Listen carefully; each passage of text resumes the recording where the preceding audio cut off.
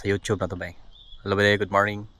So for this vlog, for this views, pataka o istorya ni.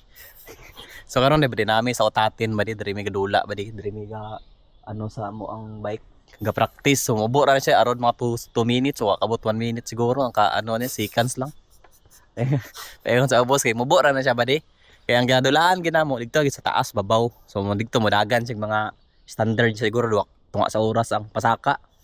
Tapos ang pababa abot 15 minutes, nara sa 10 minutes pababa siguro. 3 minutes. Oh, 3 minutes agad mo ni pinakagahe no kana naka-blow kita may naka-blow.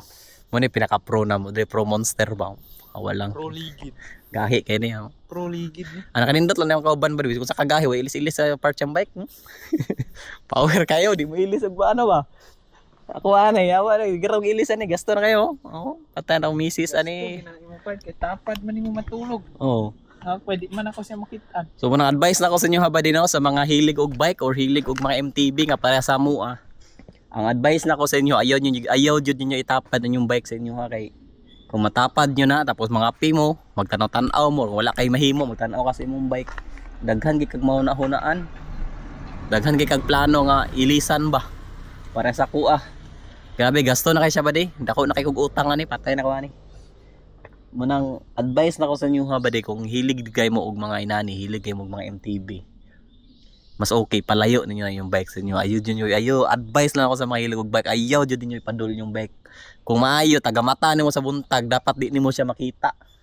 Dili nimo matanaw kay kung once makita nimo na imong bike tagamata nimo sa buntag, magkape-kape kay namiinom kag kape, simpre relax kay ka, dagag mo na unaan. Makita niya mo imong bike, makaingon kag usam man ang kulang ana may kulang wala lagi ni dapat na nani di ba?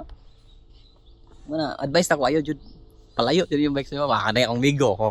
Kaya yung bike wala permission tapad. Wala kayo gamiton ra kailangan natin gahiya. Way kulang. Kaya ko na ni siya tabangan siyang pagkadamata niya. Mo chat na sa ko part kulang na ni Pardo kailangan ginani part gapo lagi ni part mo inato to kung kauban nga isa nga taga Kyoto gyapon si Junil, shout out ko si Model no. Oo gyapon to kay ginatapad jay yung bike kan tug chat daghan na kay tog sa Amazon. Relax silik. Daghan na kay tog kanang daghan na kay tog pang add to cart. Kinahanglan mag-upgrade yung jack part. Dili mangod. Kung mag-upgrade daw kag shock, tubangag likod lagi daw. Wala na ulit. So sa nakanindot anay ba din no? Kaning atubangan ako nga rim. Ba di? Ako rin nagtaod ani ba di? Ako rin nag-align ani. So first time nako nag-align. First time nako nagtaod aning hub, nag-align aning rim, sa spokes or rayos.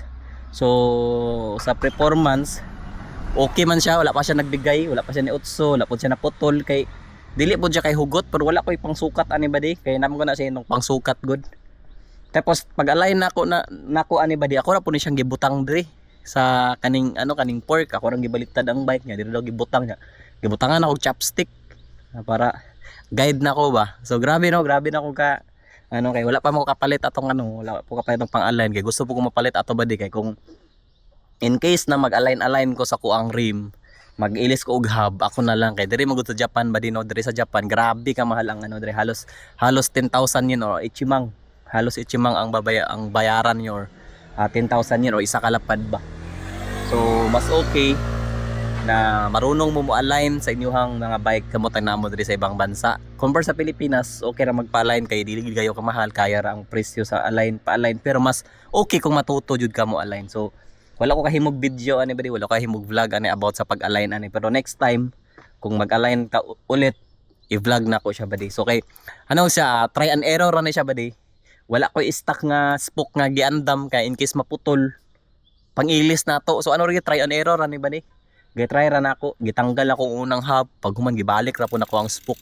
Error oh. Walay try. So goods ra pud siya bali, goods ra okay ra siya. Tapos sabi daw, lala siya pananaw sa bike ko. Tapos ang kaning kaning tangkin ako nga ligid. So karon pa pud ako ning adlaw nga adlaw nga gi-try. So napalit na ko ni murag last day mga nana this week lang. Napalit na ako. So gitry na ko kung unsa yung performance. So good ang tangkin ba di? Nice siya, nice nindot siya. So ang nakanindot daw aning tangkin ano siya kanang ayhang kapilit ba kay gikota man siya, gikota ibig sabihin scientific na sa butiki. Kung sa daw kapilit ang butiki, nani po rin siya kapilit. So gitry na ko siya gain na. So good naman, wala pa koy na ano nga murag negative nga performance. Halos kapit man sa tanan, halos okay man sa tanan, nami man ihang ano. Mura lang semi-bugat lang siya gamay kay mas bugat ang tangkin or ay ano IRC compare sa Maxxis, no? Kaya ang Maxxis murag mas gaan siya, lightweight siya gamay.